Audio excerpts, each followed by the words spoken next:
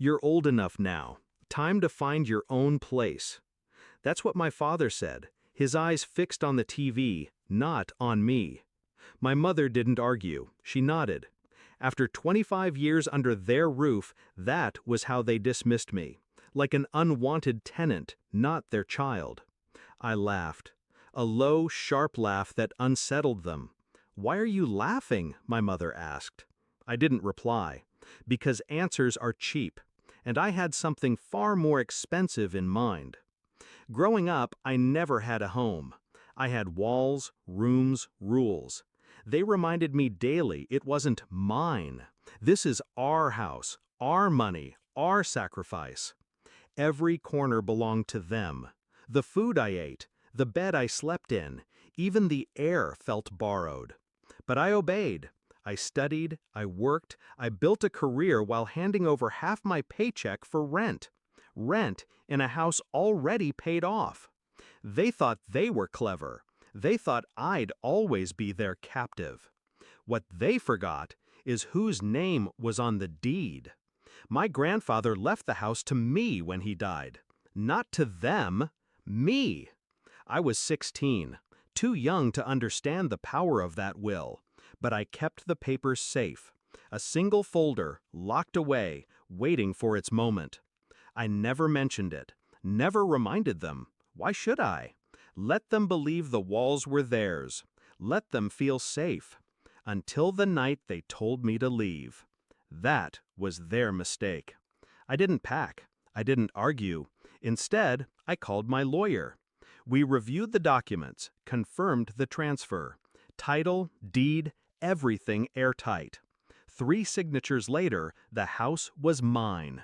Legally, officially, undeniably. And the next morning, I put it on the market. A cash buyer appeared within days. Money moves fast when the property is prime. I didn't tell my parents. I watched them move around the kitchen, watched my father sip his coffee, watched my mother hum while folding laundry, all while the walls around them already belonged to someone else. It was almost poetic. The day of the sale, the papers signed, the wire hit my account. I finally spoke. We sat at the dinner table. I placed the folder down. You wanted me gone, so I'm leaving. They exchanged looks, confused. Good, my father muttered. That's when I slid the second folder across. You should start packing too. He frowned, opened it, his face drained. My mother's fork clattered to the plate. The deed, the sale, the final notice. You sold the house? My mother whispered. I leaned back, calm. No, I sold my house. You've been living in mine for 25 years.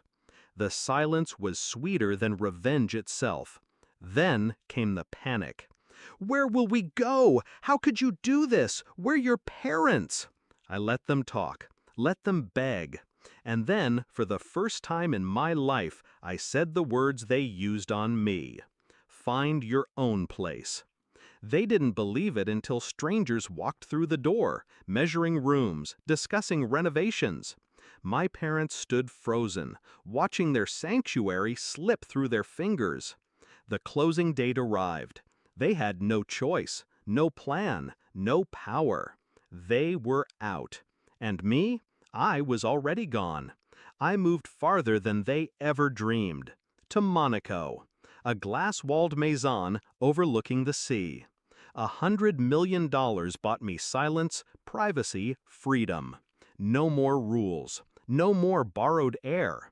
Just space that was truly mine. At night, I drink wine on the balcony and watch the yachts drift by. The Mediterranean breeze carries laughter, music, wealth. None of it feels foreign now. It feels earned. Meanwhile, my parents shuffle between motels and relatives' couches, carrying the bitterness of entitlement stripped away. They raised me reminding me of what wasn't mine. Now, they live with nothing that's theirs. I think back to that night often. My father's flat voice. Time to find your own place. They thought they were pushing me out. What they didn't know was that I was already holding the knife to their comfort, and all I had to do was twist. Do I regret it? No, because revenge isn't about rage, it's about balance. They made me feel like a guest in my own life. I made them guests in someone else's house. And now, when I close the door to my Monaco Maison, I breathe air that is mine, entirely mine.